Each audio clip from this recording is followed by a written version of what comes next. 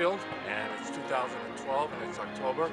Temperature's about 42 degrees. We are expecting maybe a few showers today, and tomorrow should be an excellent day. So we're going to take a look around and see what we see. We'll talk to some people. We'll see a lot of equipment that'll be for sale, hopefully. And I hope you enjoy looking at Deerfield, but I hope you came here as well, because it's an event. And the way it's an event is not only what you buy and sell, but some of the very fine people that you meet. Well, most of the people are pretty fine. So I hope you enjoy a look at Deerfield 2012, October, the fall. Come on.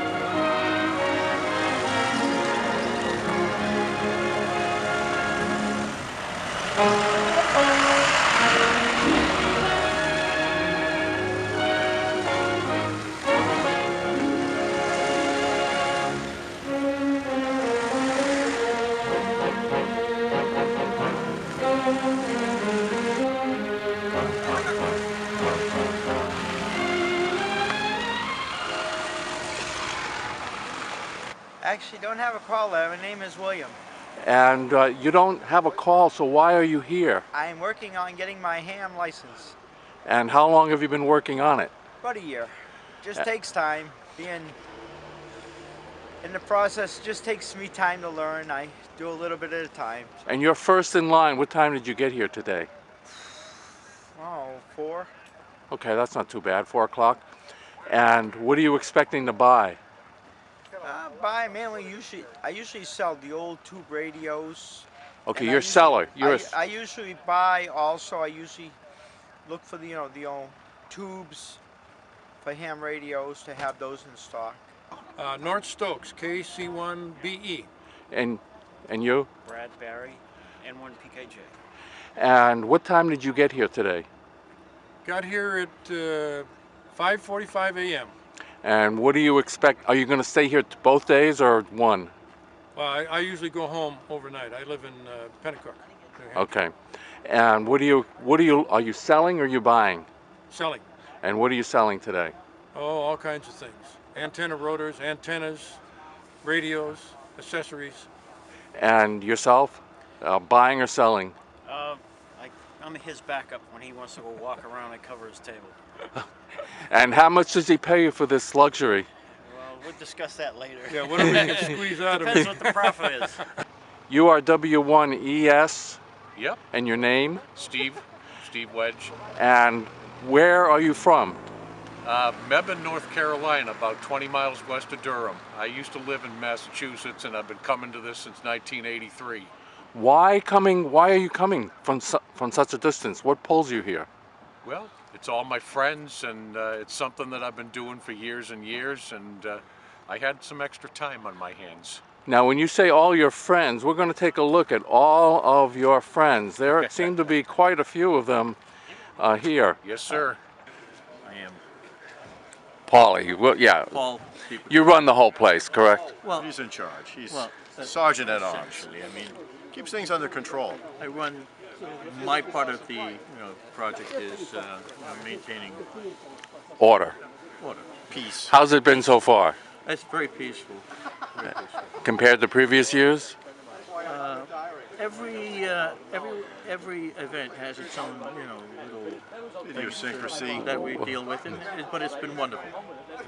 And what has been has been any noteworthy idiosyncrasy?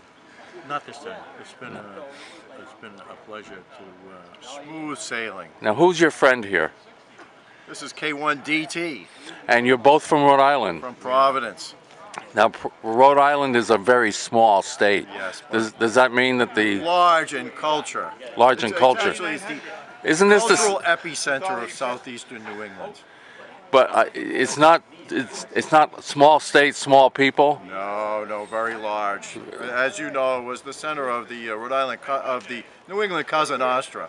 We're very proud of that. Do you have any guys? We've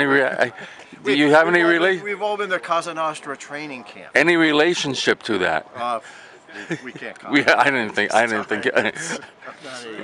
No. Oh, no. Who As a is matter this of guy? fact, it doesn't even exist. Right. What was I saying? That's just, What was I saying? It That's must have just been there was the bolognese sauce getting Let's to just me. talk. But wouldn't you want to live in a more manly state like Alaska?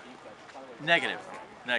No, see, we're all sailors. We're strong-hearted seamen down there. Seamen. Oh, we're talking about seamen at a ham radio Right. fest. That's Fair winds and following seas. That's how we do it. Oh, that's a different kind. motto. Right. It's that whole Newport thing. So- we're all yachties. So, Rhode Islanders are all about seamen. Khakis and blue blazers and seamen. Yeah, captain's caps. And Okay. Your first name wouldn't happen to be Dick, would it? aye, matey. Dead-eye Dick. Okay. My name's Jay. Your And, call? You have a call? oh yeah, KB1QYH, the quick young ham they call me. Yeah, I quick in what respect would I? Well, quick to get out in the rain in Nearfest here to sell my 20-year-old transportable computer. $50. This is a great deal. How old is it? This is like from 1991. This is a relic. This is this is before laptops. And why would anyone want it? It's unique. This is fantastic. This is like the dawn of the computing age. Well, I saw something that a dog made on the ground. That would be unique too. Can you tell me the difference between what the dog did and this? Well, this is, it's got an AT power supply, if anybody knows what that is anymore. Yeah, that's true. I noticed you have a few radios. Do you? What is the purpose of these? Yeah. So we've got a ham radio repeater on the other side here, and I can talk to what we call the ham cow. You'll have to interview those guys. Hey, this is KB1QIH. We're interviewing with Bert here. When you say ham cow, most hams are kind of about the size of a cow. So, I hear him saying you'll never be the same. I won't be. I will never be the same. Now you had a reaction when I came up. You're a YouTube sensation. I jumped out of my chair here. I saw you walking by. I said, "That's Bert." It's the CQ guy who talked. We're making a YouTube video here. You want to be on it? So, and then I got my other radio here to talk direct with this guy over here. So you need to talk to this guy over here, okay? Because he's so far away. He is. But then I got a repeater to talk to the other side of the field because we need big antennas. You probably have not noticed that they've invented cell phones, and they're probably a little bit more efficient. Well, not out in the woods. There's no service here. Yeah, We're you're out right. in the woods here. That's true. There is very little service. All right. Well, it was nice talking with you. Nice talking with you too. Okay. Ernie Gray, W1MRQ. And you have been in the Antarctic. 7 years. And where were you in the Antarctic? Spent 5 years at McMurdo Station and 2 years at the Geographic South Pole. So there's actually a station at the South Pole. Station right there, yeah. What is the coldest weather you saw there and the warmest? Minus 104 in May of 2010 and plus 7 in January of 10. And when you're out, do you go outside when it's 107 below? If your job takes you outside, you have to go outside, that's all. And what kind of protections do you have to have? We have several layers of extreme cold weather gear that we wear. Starting with a bright red parka and then layers underneath of that. What about for your face? Whatever you have, you know. Are you almost shielded like an astronaut would be, or? No, not really. You know, your face is still pretty much exposed. You know, people cover their noses and mouths and stuff with gaiters and whatnot, but it's still, you know, your eyes and stuff are exposed to the cold. How much wind? There's hardly any wind to the pole itself. Okay, so it's fairly calm. Yeah, that's where the weather starts. How much, the adage is that there's 6 hours of daylight and 6 hours of darkness. What is it really?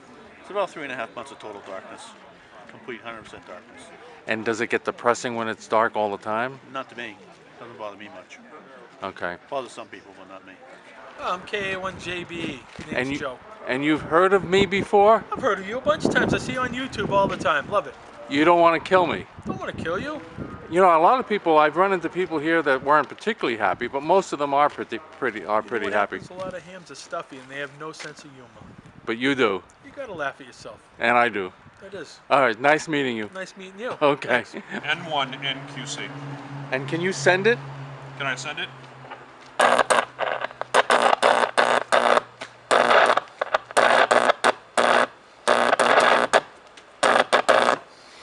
Now I have a feeling if I was giving you a signal report, you probably wouldn't get a 599. No, I don't believe so.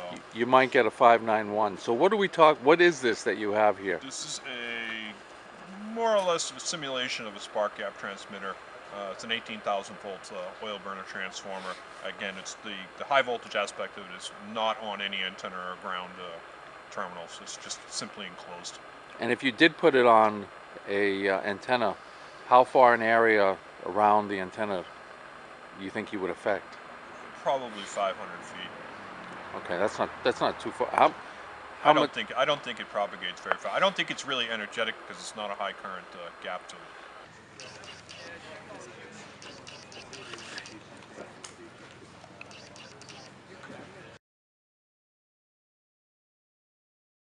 Everybody knows Tom Brer, W1TP, and he is receiving this award because of the wonderful forums and lectures that he's given, not only at Nearfest, but at Boxborough and many others throughout the Northeast.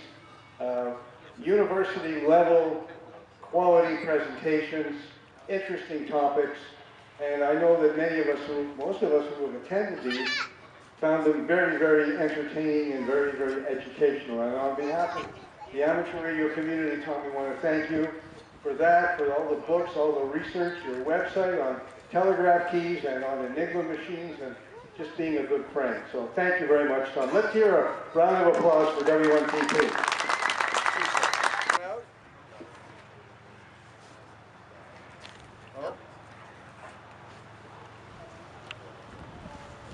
Oh. W4 YFJ Bob Brown from Essex Junction, Vermont. Are you here? Okay, it's the end of Deerfield. It was really cold last night. Temperature got down around 27 degrees. You saw some frost on some of the equipment. That's how cold it got. I did meet quite a few nice hands. About half the people that watch my videos post negative comments and about half positive, but virtually everybody I saw here said positive things. There was one guy who just raked me over the coals on 75 meters and had called me all kinds of names, met him here. He didn't say anything. I said to him who I was and he didn't say anything. I did something really stupid. I left my keys in my car, but then I really didn't. Skip found out that my door was open after I called AAA. Luckily they didn't get here, so that wasn't really so bad. So I hope you enjoyed the stay at Deerfield, and we'll see you in the spring.